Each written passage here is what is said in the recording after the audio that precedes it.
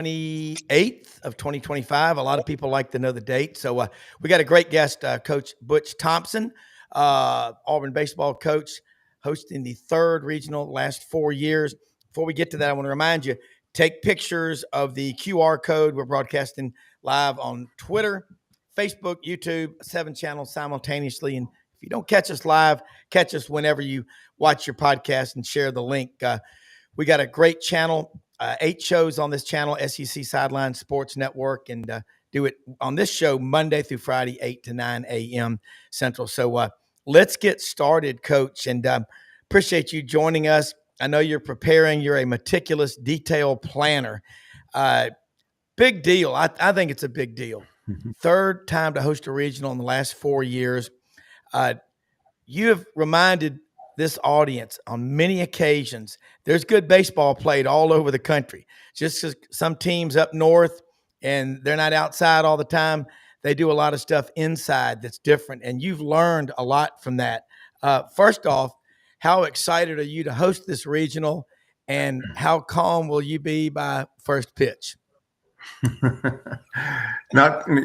is the calm before the storm. It'll be crazy at Plainsman Park, but first and foremost, you know this as a father or ever been a part of a team. I'm like, for these players to absolutely be able to garnish a national seed, top 4 out of 309 teams playing in Division I this year, man, that's a big deal. So we have to celebrate that. And I know the journey's just beginning, and these guys have got to win 12 or 13 games in a row or they're garbage. But I do want them to understand what they've accomplished, and we do want to get ready to play baseball, because not only the 3 teams that are in our regional, but every team that made the final 64 and start this journey have had an amazing experience. They have a pitcher that can start a game and give them a full start. They have a guy that can finish a game, or they would not be here. They got some guys in the lineup that have done some amazing things. I think about Central Connecticut's our first opportunity. They got a guy hitting .458. I don't care what league or what level, the MAC, the SEC, the Big 12, it does not matter. Every team presents certain threats to your existence. And so we're trying to uncover those, and we're trying to figure out strategies to respect the game, respect our opponent, to apply force, because it's hitting patty cake time of the year. Everybody must feel and experience us trying to apply our force.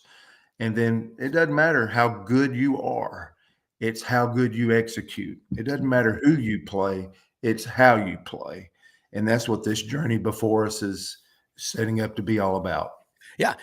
Doug Dean, AU Dose, huge part of our show, sent me some text about, great having you on here. He's watching in Birmingham.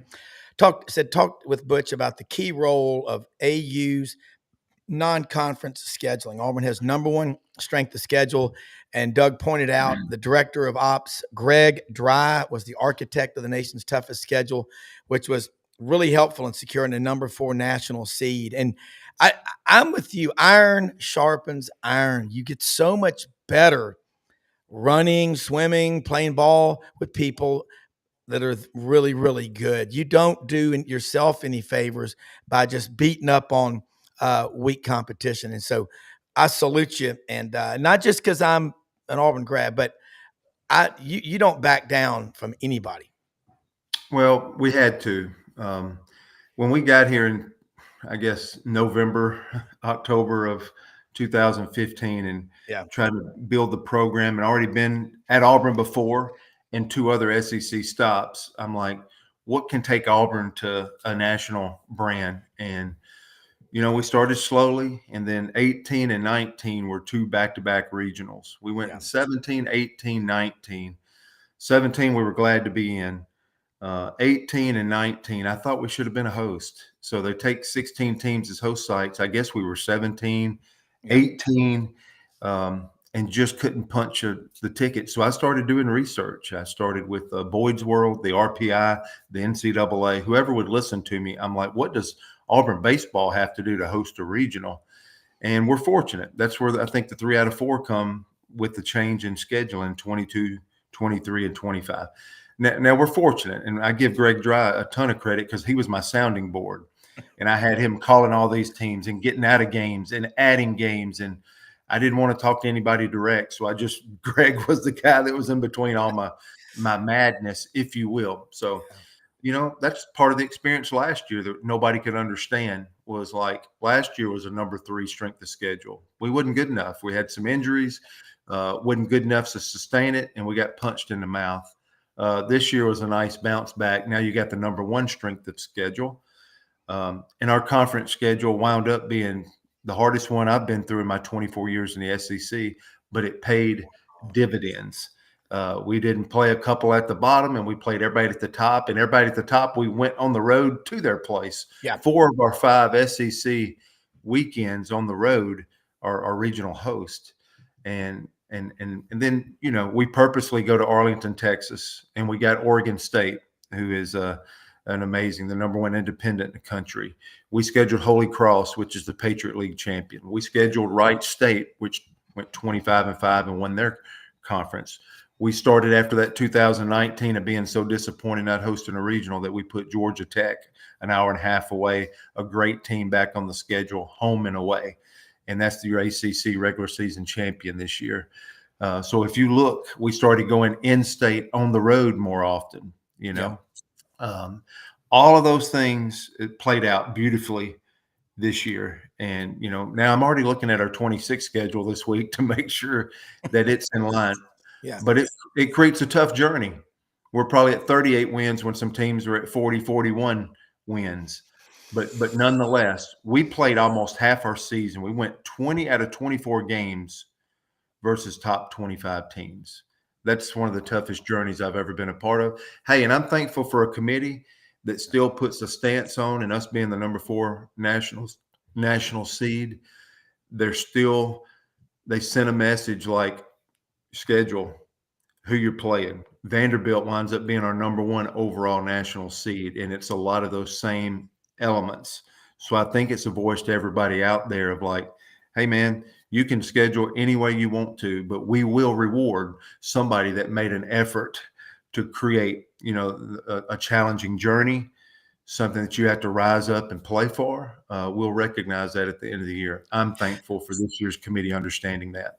I am too. And I was talking to Waller May yesterday and Guy, and they're going to be there this weekend. And I will say this too, the crowds over 5,000, but I think at the spring scrimmage, A-Day, whatever it's called now, there were over 7,000 there. So, I mean, that's a tribute to you and your team. And I want to ask you, looking around the league real quick, and then I've got more back on Auburn, but you look at Kevin O'Sullivan.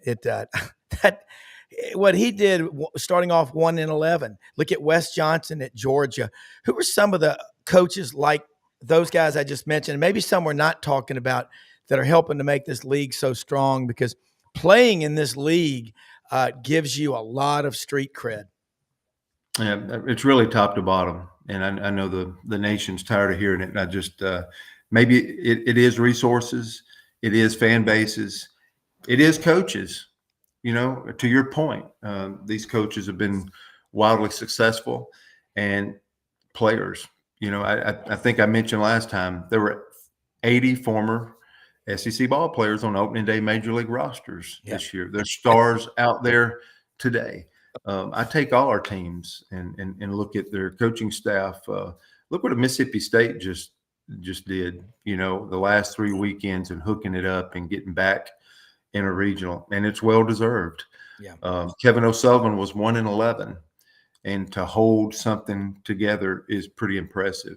Texas A&M had an unfortunate weekend late in the season to keep us from having 14 teams, I think, in the deal. They beat us 3-2 in the SEC conference tournament there. That was the preseason number 1 team in America.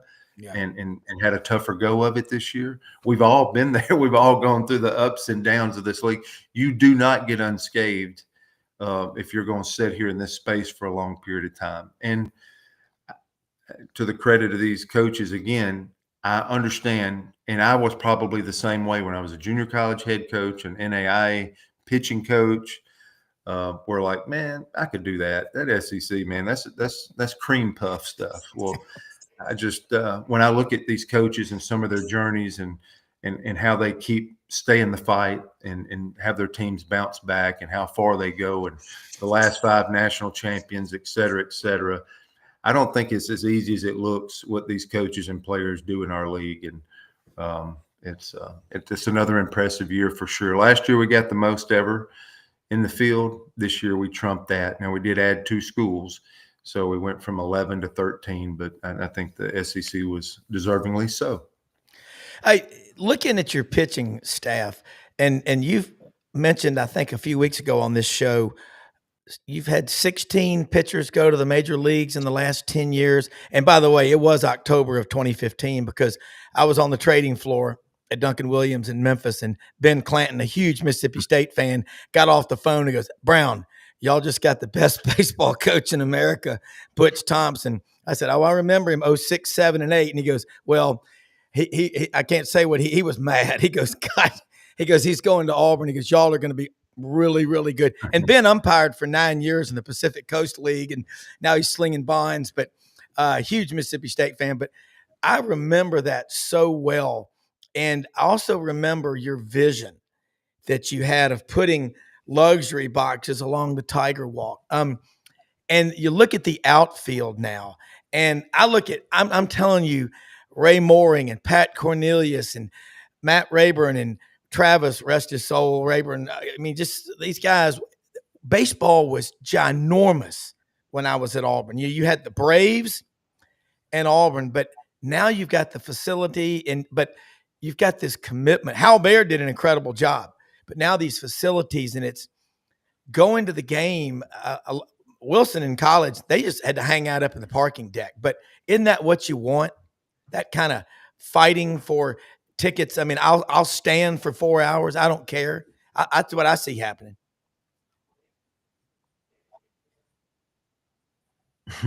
You know, I know after we put them on sale Monday after the selection show, in a couple hours, basically most of our tickets are gone. We might be down to 100 or so, but I'll also say I think there's some surprises this week to where you're going to see temporary fence stadiums, chairs up around the bullpen, the hill.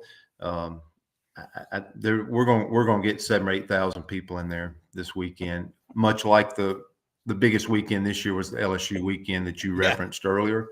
And our people is not just going to sit on their feet. I give our administration a ton of credit. They're like, how can we build this out? We're going to get another 1,000, 2,000 this week. And we're making that investment. We put in a great bid.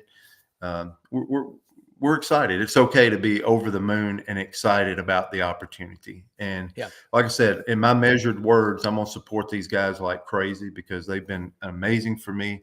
They put our program back on solid footing, if you will. It's been a hard year, but tough times make tough men. And these guys go from last year to now. We're one of 7 schools that have hosted 3 of the last 4 years. And those 7 teams are pretty household names. So we're glad for the opportunity, and hopefully we make the most of it. No doubt. Another question from Doug Dean in Birmingham asked Butch about the pitching rotation for this weekend. And you're seeing the depth of the pitching staff really pay off as the head coach. I don't know why, in college you're a coach, in the major league you're a manager, but talk about the depth that you've built, starting with Mr. Dutton, who came back home from LSU after 3 years, and what his experience means to your team.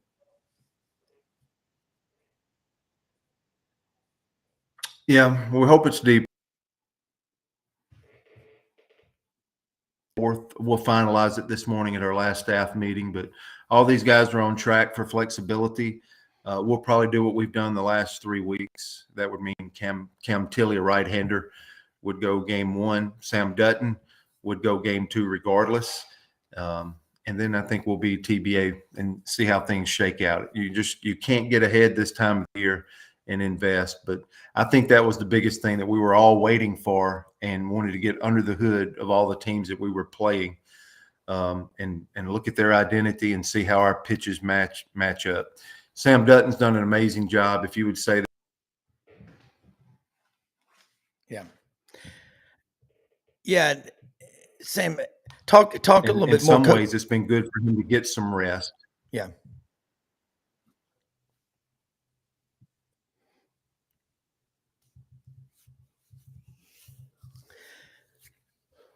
Yeah. Coach, can you hear us now? I mean, I lost you there for a second. Okay. Can you hear me? I can hear you. I can hear you now. Yeah. You were talking about that pitching depth, which is so big. And Dudley Dawson covers Arkansas, Hogville.net, been up there a while. He's a big fan of yours. And Dudley, say hello to Coach Thompson. We're talking about these regionals and just how big baseball is in the SEC. Now, you're a Cardinals fan. And, Coach, I don't know who you're a fan of. You got players everywhere, but you grew up in Mississippi. I'm willing to bet you a pitcher of lemonade. You listened to a couple of Cardinals games with Jack Buck and Mike Shannon growing up as a kid, didn't you?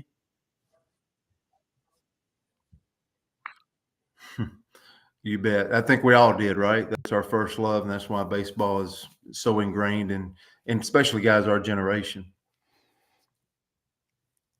Yeah, we lost you, but Dudley, jump in here with Coach Thompson. Hey, Coach, good to see you. Fantastic year. Congratulations on that. Missed you coming up here this year. But I always enjoy getting to be on here with you. And again, good luck in the. You're one of the ones that does it the right way, and I've been around here a long time. Not everybody does it the right way, but you do, and I just wanted to put that out there and tell you I'm a big fan. Yeah. Thank you. I don't know if you can hear me or not, but I appreciate the words and the comments. And, that Arkansas is about as consistent, in my 24 years as any program's been, what Dave does. And I sit right next to him at every SEC head coaches meeting every year. And I keep trying to get his secrets to rub off on me. He does an amazing job. Yeah. I mean, and I think that what Dudley said is I'm a huge fan of good sportsmanship and these relationships that you see with the coaches. And I mean, hell, I want my team to win, but I live in Memphis, man. I got a lot of Razorback friends, and they want that championship so bad. And I said, man, you got a program that's always in the conversation in the last 20 years. And Dudley, you've witnessed it firsthand. That is what we love about baseball. Coach, I know we've had some sound issues this morning, but as you get ready for this weekend, when you look at the crowds and you look at the interest that's here, and then you think about getting to Omaha. Just you've always talked about Father's Day in Omaha, Nebraska. That's as good as it gets. What is it about baseball that just draws us in? It's like reading a great novel, a Faulkner or Hemingway or whatever. But and here's Vince Ferrara, covers Tennessee, does Tennessee baseball up in Knoxville. Coach Butch Thompson's with us, but Coach, there's something that's just gets in your soul with baseball, and I love all these sports, but baseball. I think it's the first thing we ever did with our dad in the backyard was to throw a baseball before we even threw a football. Am I correct?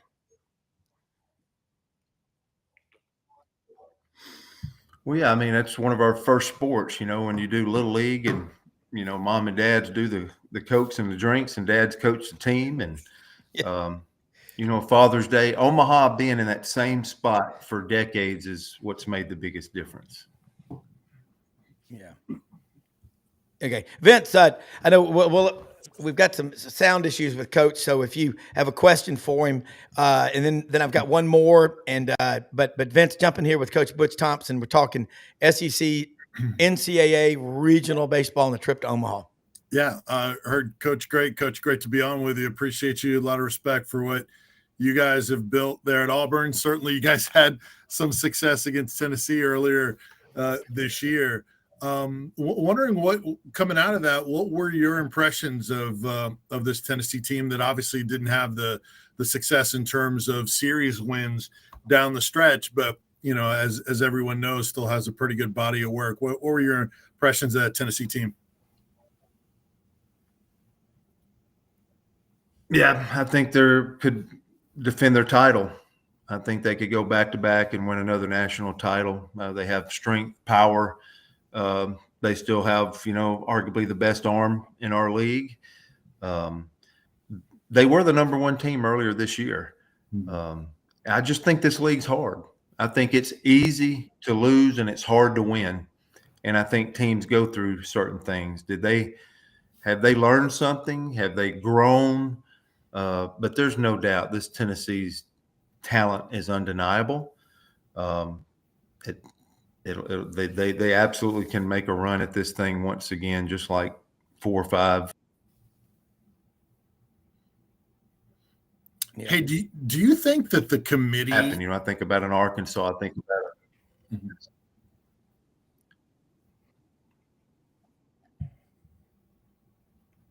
Yeah. But I don't know. The internet gremlins are just out there today, man. It's rough. But can you imagine the pressure of a coach with having to go out to the mound in the bottom of the ninth with 2 outs, down by 1 in Omaha? This is nothing. It's just this stuff just happens. But and Dudley, we all are watching this SEC baseball now, NCAA regional, and here's Arkansas hosting. Here's Tennessee hosting. And I look at Tennessee, Vince, lost 5 players off last year's team that hit 20 or more home runs, and they've hit 122 this year. I don't know where they get those bats, but whoever that hitting coach is, I don't know how they're keeping him there. But man, they are. I'm with Coach. They'll keep you up at night, and so we'll. I guess Coach. Man, the Gremlins got him, but that's the interweb. I'll talk to Al Gore about it. But I just think that right now, people say baseball doesn't draw the interest of football. I don't know. In the South, everybody seems to love baseball. And look at these crowds and standing room only. I think we're really just getting started on where college baseball is going. Yeah, there'll be somewhere between 12 and 13,000 here this weekend for this series or regional. And I've made it clear that baseball's always been my favorite sport, and I'd still be playing third base for the St. Louis Cardinals if my dad hadn't put me, even at age 61, about to be 62, if my dad had put me on the tractor at 12. That was a decision he made. But I'm looking forward to this. This is always a fun time. We here at the Dawson household, we never schedule vacations before the middle of June. Yeah. That they've been there 3 of the last six years, I think. And so we got a chance to make a run here this year. I'm sitting back here watching this selection show the other day thinking, okay, you got Arkansas at third. We know who you're going to put. We know who you're going to put at 14. We know. I ain't fooling anybody. And when that's for me, who doesn't root for teams, but who roots for narratives and stories, that's delicious. If it gets to there, that's delicious. Yeah, Dudley, I'm with you. I absolutely knew that these two were going to get matched up. And I know we saw it in some of those field of 64 projections, but it crossed my mind even before some of those, put it that way. And I also thought that they would match up at other SEC teams to potentially meet in the super regional. Look how stacked the right side of that bracket is with all those SEC teams. So yeah, not a surprise. 6 of the 8 that are host are on one side, so you can have those all SEC matchups and then kind of eliminate themselves, unless you have upsets on the other side. But that's what I was going to ask Coach Thompson about, because it looks like they do those storylines. And I didn't get a chance to ask Coach Vitale when he came on with us earlier this week because we were getting into some other stuff. But I wonder if coaches think about that. Okay, yeah, the committee, they're looking ahead and putting together those storylines. We know it happens in basketball. There's no way that doesn't cross their mind. Like when they can slide one team, one spot, when their resumes are almost identical, oh yeah, we'll just slot them here in the allegedly geography and all that kind of nonsense. But Yeah, I think the coaches do a really good job at trying to downplay that a little bit, but right, I don't. right. I think that's certainly what happened. Coach Van Horn did a great job in saying, well, I knew there was going to be somebody, from the SEC probably that we'd be matched up with because you got Right. so many teams, Yeah. half the host sites, but a fifth of the field, so there was going to be some, but he knows that we as writers and people as fans root for, those type of situations. I could have found some other ones, but I couldn't. I'm not sure I could find one better. It's just a great story, and I've made it made it known here numerous times. I like the way Tony goes about his business. It rubs some people the wrong way, but man, if you didn't have so-called villains in the world, you wouldn't have so-called heroes. Yeah. Well, and it creates. He's super competitive, and that's the deal. You don't want somebody who takes losing and loves it. Yeah, exactly. And he makes some people uncomfortable. I love the competitiveness of watching Tennessee play. They are vicious, and that's in a good way. Dudley, Blind Squirrel Sports out of Buena Vista, Georgia. Cardinals seem to be playing well lately. I wish the Braves were playing better. They started off the first 6 or 7 games on the road, but kind of give a little love to the St. Louis Cardinals. I wish I had a ice cold can of Anheuser-Busch to go, in the 7th inning and tribute to Mike Shannon. But Cardinal Nation. I don't think he really waited till the 7th inning, but you could hear the one in the 7th. I don't either.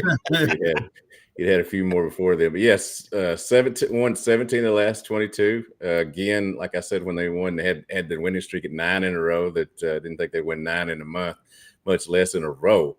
But I'm excited about the way they're playing. We're going to have a change at general manager next year, and I think it's still the right thing to do. I think that Chaim Bloom, which, by the way, I've learned how to say now. I don't call him Chaim.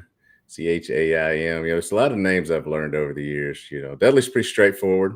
You can read it and you can say it. I like the way that all mine are not silent. Yep.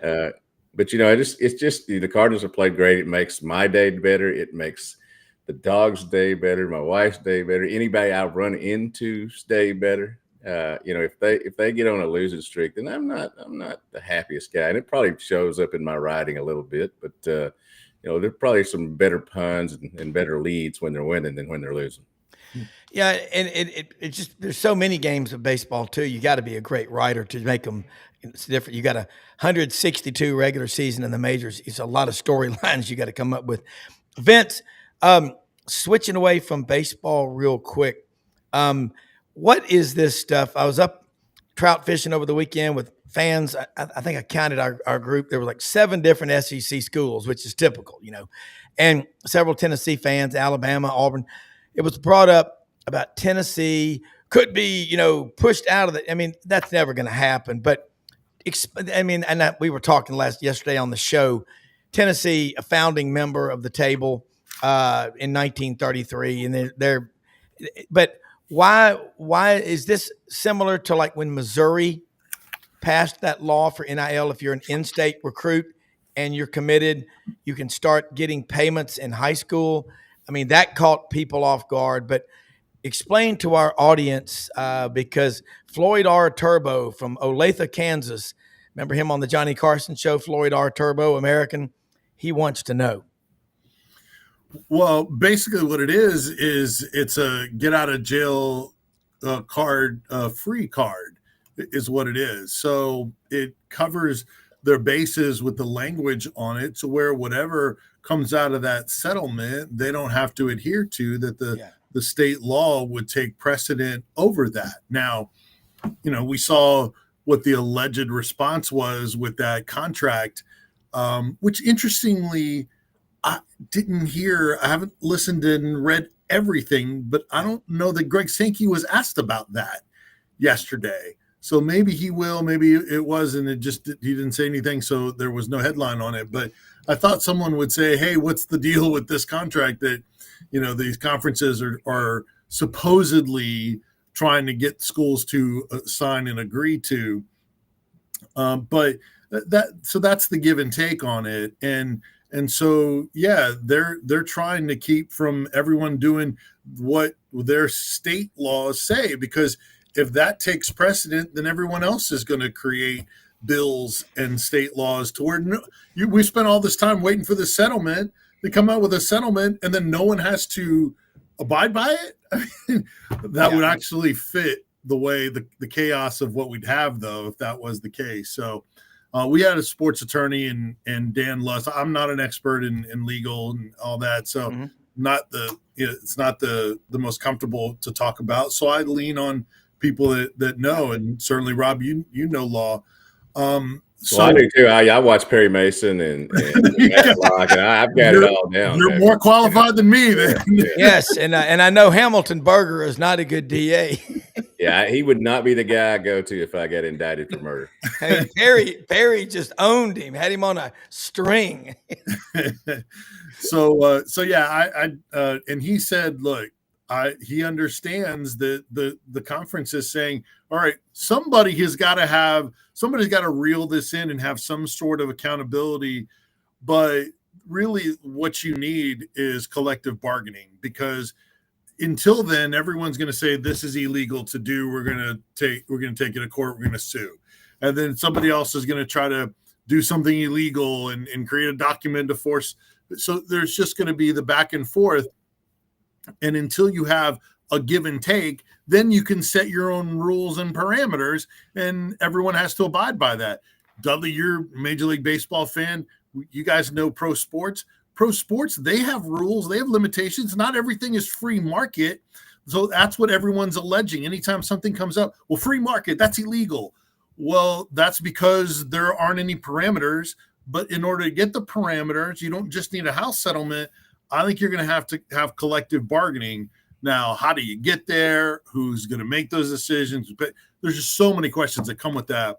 But even Danny White, that's where Tennessee is always in the middle of this stuff.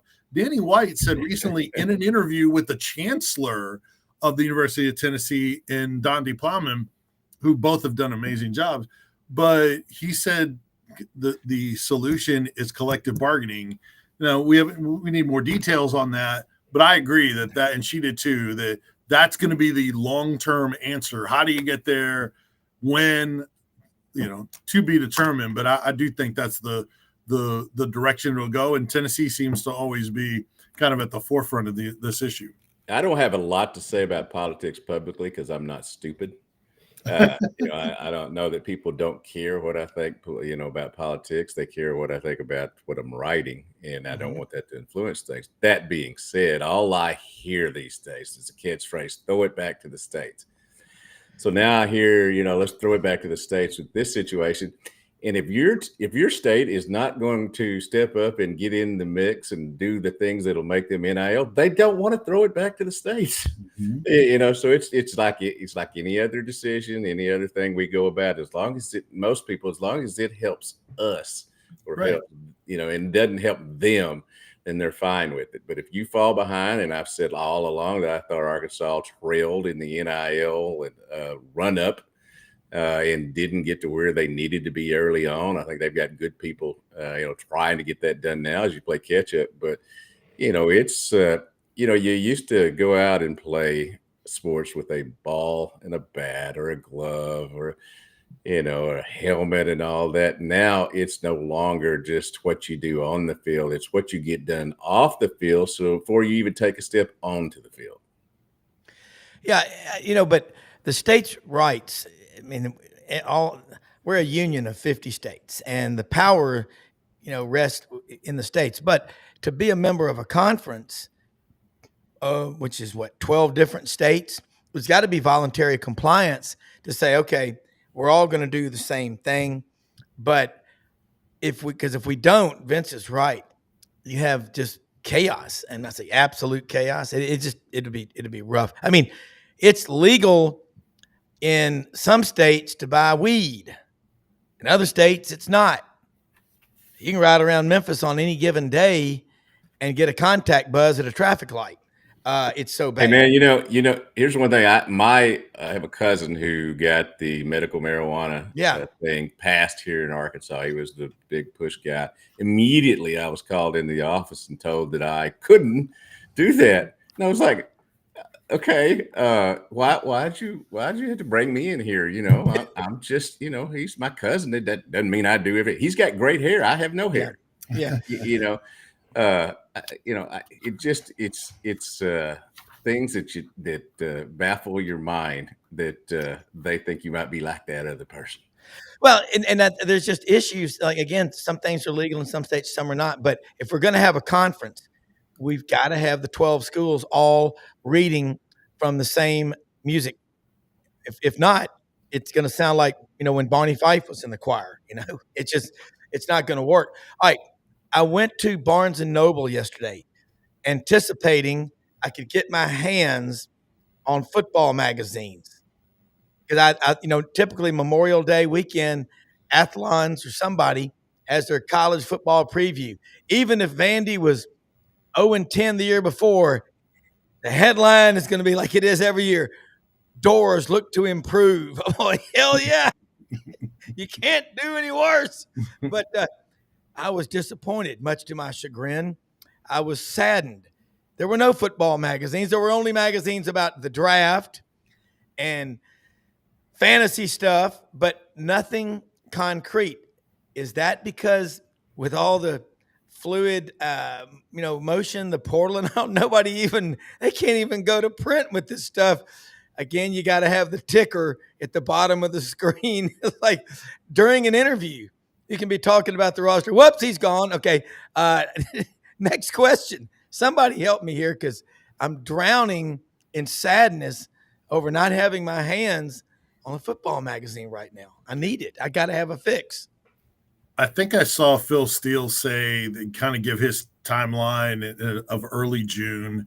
So, Rob, maybe it's just pushed back a little bit. Just need a little bit extra time to gather all that info. I wouldn't imagine it'd go past that. At some point, you just got to roll with what you got, right? Yeah. So I don't think rosters are really it's not like portals are open, but you can add guys this late in the summer. There will be some additions here and there, but probably not ones that are going to move the needle or change their rankings or anything like that. So I understand a little bit extra time, but I think you'll be good here soon. And I'm with you. I'll go get Phil Steele's and Athlon and, any others that are out there. Well, does Phil Steele include a magnifying glass to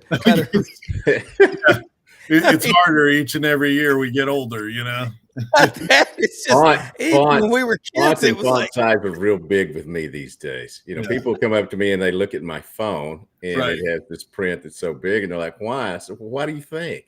Yeah, because I like it.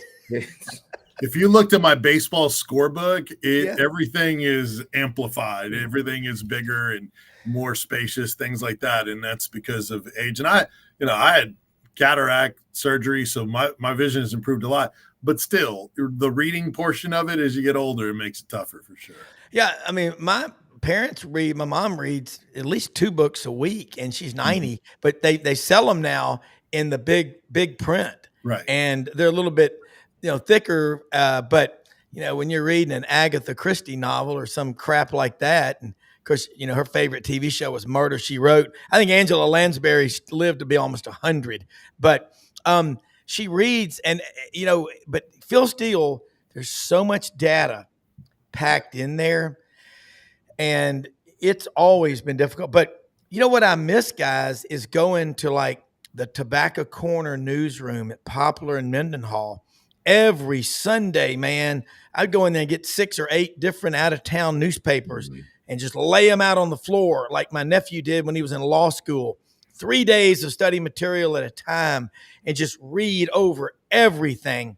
And man, we were a much more literate society back in that time.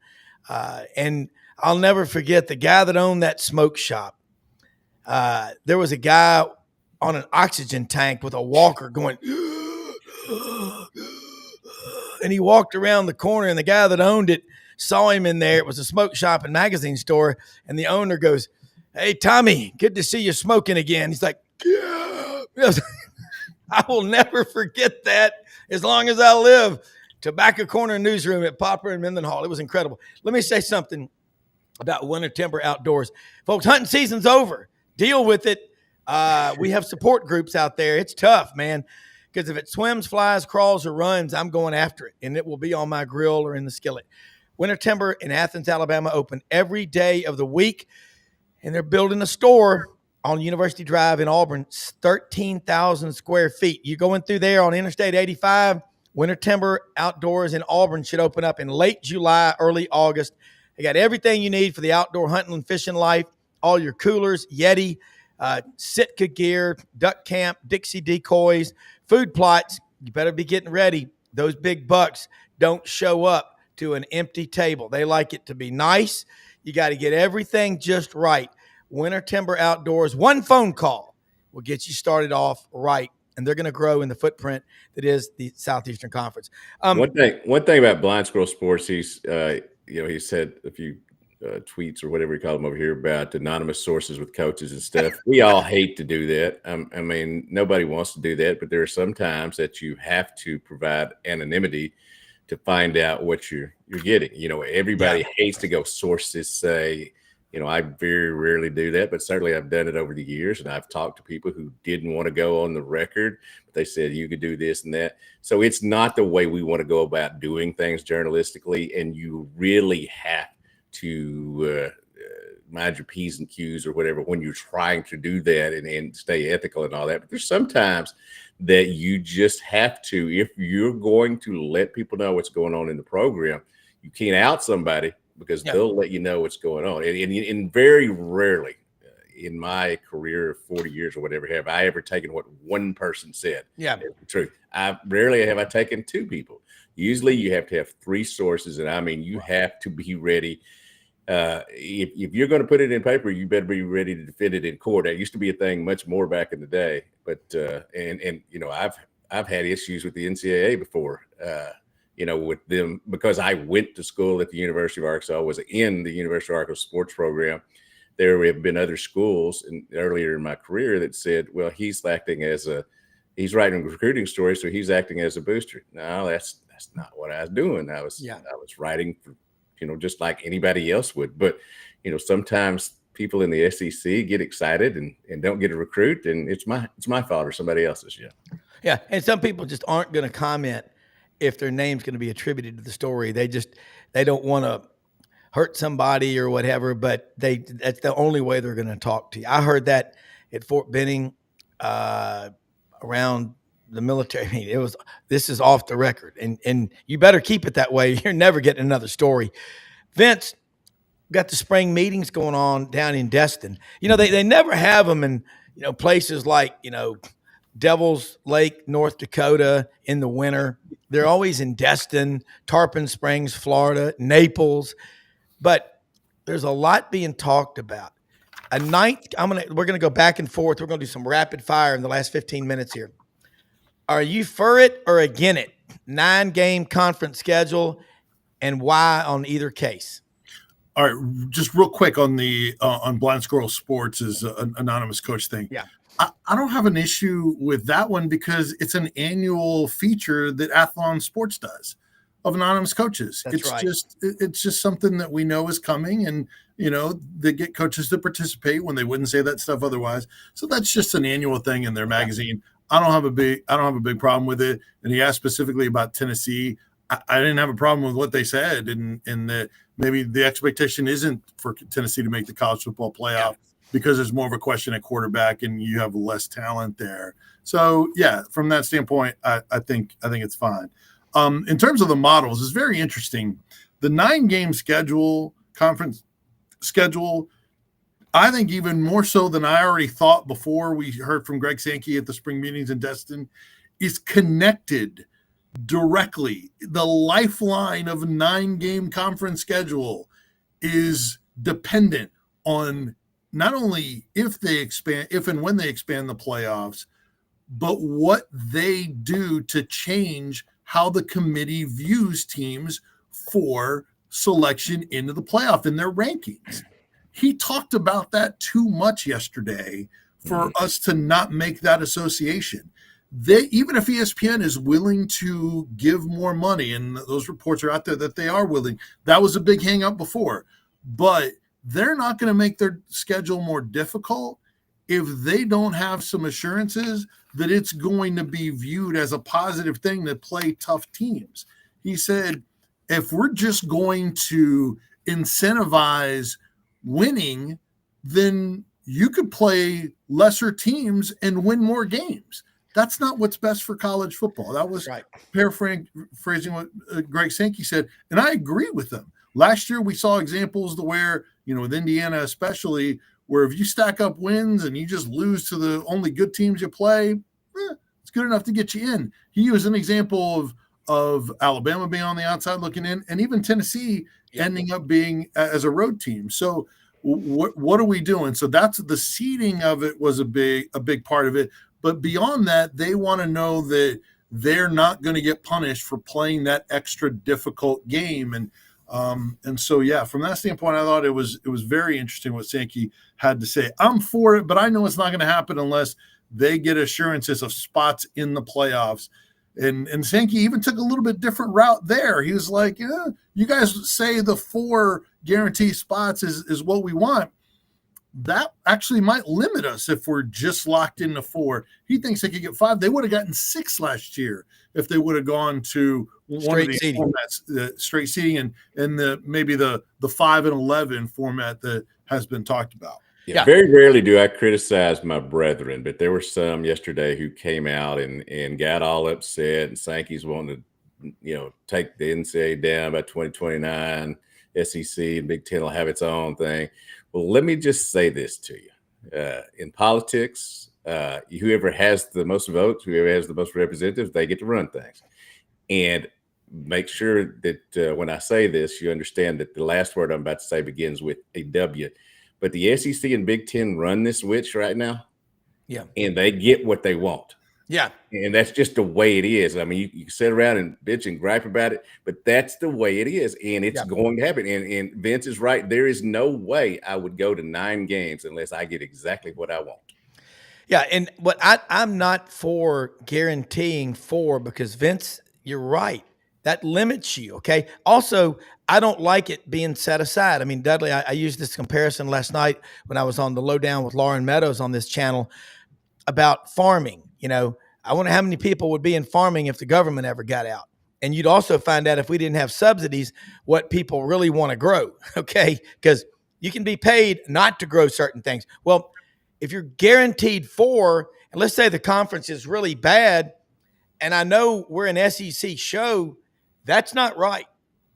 I want the top 16, the best 16 teams, straight seeding. Lane Kiffin is advocating for that. Golly, and Marv Albert's brother, Trev Alberts. Well, I wish he was. Marv Albert here. College football is at its absolute best when we have Vince Ferrara and Dudley Dawson on SEC Sidelines Sports Network. Kevin Harlan here. But, is Kevin Harlan the ghost of Marv Albert? Is Marv Albert still living? Question is his head rug still living, and will it be in the Smithsonian? Because it's one of the greatest ever. But Marv Albert was at the Knicks game the other night. I saw that. So the guys, Kenny Albert and Fat Albert and all the other Alberts were there. Yeah, I love it. But by the way, Vince, I was at Vanelli's Deli last week.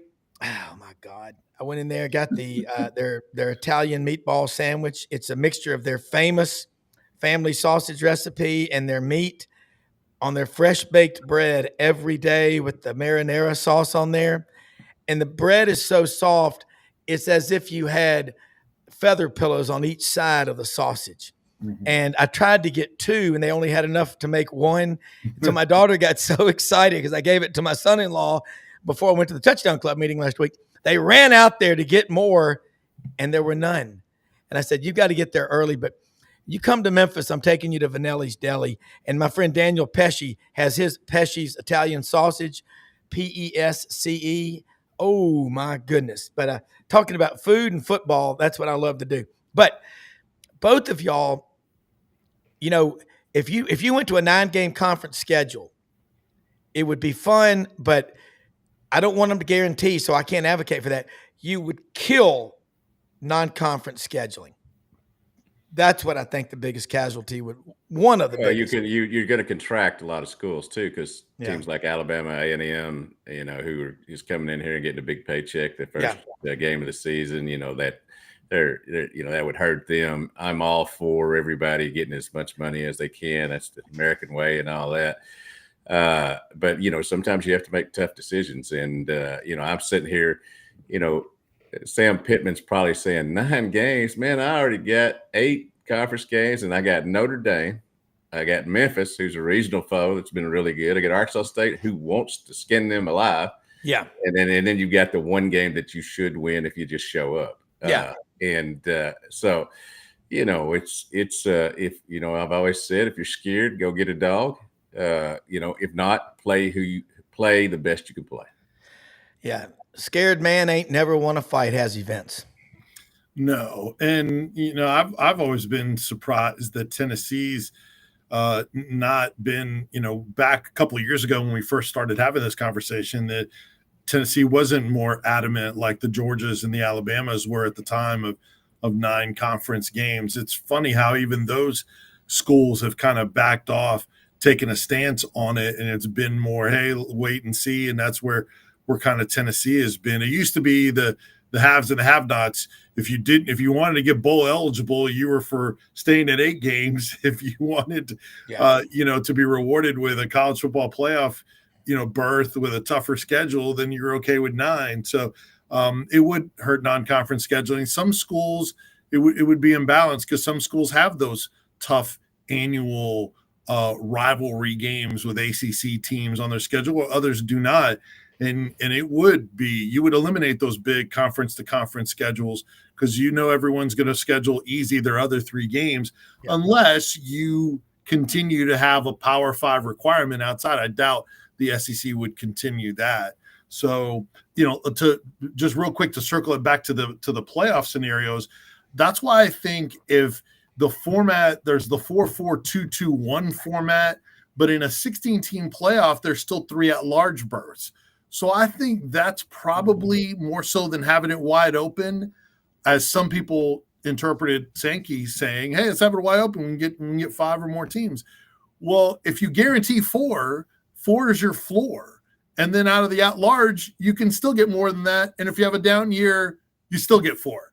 So that's where the problem is, because the other conferences are like, no, we're going to go to war. The ACC thinks they should have more than 2, Big 12 as well. So I'm for whoever the best teams are, but I understand them saying, okay, if we're going to leave this wide open, you're going to reward tough schedules and who you play, not just schedule for wins, because then we're not going to do what you guys want. You just want an easier route to get into playoffs than what we have.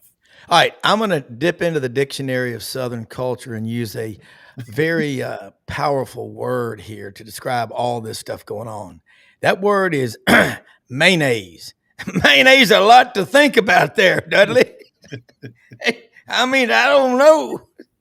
I mean, y'all are both attorneys. I know you just don't tell me this because you could argue your ass off in court, both of you. Absolutely. Because you're making so many great points. I just want to see the best 16 because I have so much confidence in the SEC to produce that I know they'll do it. But if you guarantee, the reason I became a sports writer instead of a lawyer is because they don't serve Bud Light in court. Yes. But speaking of anxiety, remember the days when you were on an absolute deadline writing for the paper and the game was going long and you're just like going, God, I mean, I want to go ahead and type it, but it could go the other way. But man, it's a different world. But this is a cool conversation with both of y'all. All right, we're about to wrap up. Vince, the sports animal 99.1 in Knoxville. Let them know how to follow you and what you're talking about. Same thing with you, Dudley. And I'll say goodbye and then talk about some sponsors. And been a great show. Yeah, appreciate it. Vince Sports on all the socials, Instagram, Facebook, And then obviously Twitter/X VINCE Sports, and then Sports Source Digital Network has some videos that I'm on. The Sports Source TV is a YouTube channel of TV show that I'm on a lot on Sundays as well. So there's a lot going on. Obviously, we've got the Knoxville regional with the Vol Network this weekend with Tennessee, with Wake Forest, Cincinnati, and Miami, Ohio, and it feeds into the Fayetteville regional. So we could potentially have us connected once again, Dudley, in the sports landscape. That'd be a lot. And I expect you to make it up here if that happens. So we can do it live. We can do this show live from whatever bar we go to Tuesday night. First ever, all of us together in one place. That would be history, right, Rob? Hey, and the we Hogville.net and Fearless Friday. Hogville.net, we cover all 19 sports Arkansas has. By the way, shout out to the Arkansas women's softball team who had a heartbreaker, but obviously had a great year, and SEC did great in the bracket. Dead Sports is my DED Sports is my social media handle. I like the way he does that instead of saying Twitter or X or whatever. And I'm on all the socials except OnlyFans. I'm not going to try that. All right, you two. Great stuff as always. Thank you. We'll do it again next week. Y'all have a great day. I love these guys. Let me say something about Landers Ford people. You may be driving an old car or truck or SUV. You want to go look at getting a new one. Head to LandersFordMemphis.com. Poplar in Houston Levy, right where Collierville and Memphis come together. And ask for Brad Bellamy, the general manager. Tell them what you're looking for. Just tell them everything. They will listen and give you their feedback. They've got a huge inventory. Broncos, the 25 Expeditions, I talk about them a lot. They look great. They're in. All the F-150s, F-250s, commercial, great, anything. And the service department will pick you up, provide round-trip transportation if you need a ride. Again, they are open every day of the week, 7 a.m. to 7 p.m., except Sundays. They take off on Sundays, but you get in there, it'll be a great experience. Cars, trucks, and SUVs. The Ford Power Promise, customer pricing. Don't worry about tariffs. Worry is the absence of faith. You won't worry when you deal with Landers Ford, because if you didn't buy your last vehicle from Landers, you probably paid too much. And they're right down the street from our great friends at Hewlett and Dunn Boot and Clothing Company. Hey, turtle boxes. I got one right behind me. They got the best sound box that you'll find anywhere. This is one of them. They look like this. You take it out to the beach. You take it anywhere you take it. They drop in the water. As long as you got the seal on there, your music continues to play on. Huge selection of men's and women's boots. They've got tons of them. And Barber clothing for the men and the women. Filson, Duckhead. They've got it all. Summer gear for kids. Great looking purses for the ladies. Pants, hats, you name it. Hewlett and Dunn Boot and Clothing Company in Collierville, Tennessee. Open Monday through Saturday, 10 a.m. to 6 p.m. Hey, Mother Teresa said it. We can all do something. We don't have to do everything. We can all do something. Most often we see the face of Christ in the least among us. We live in the greatest country in the history of the world, everybody. Every day, get out of your comfort zone and make great things happen. For executive producer Brendan Martin, it's Rob Browne. We'll see you later today on this channel for Auburn Undercover. Thanks for watching.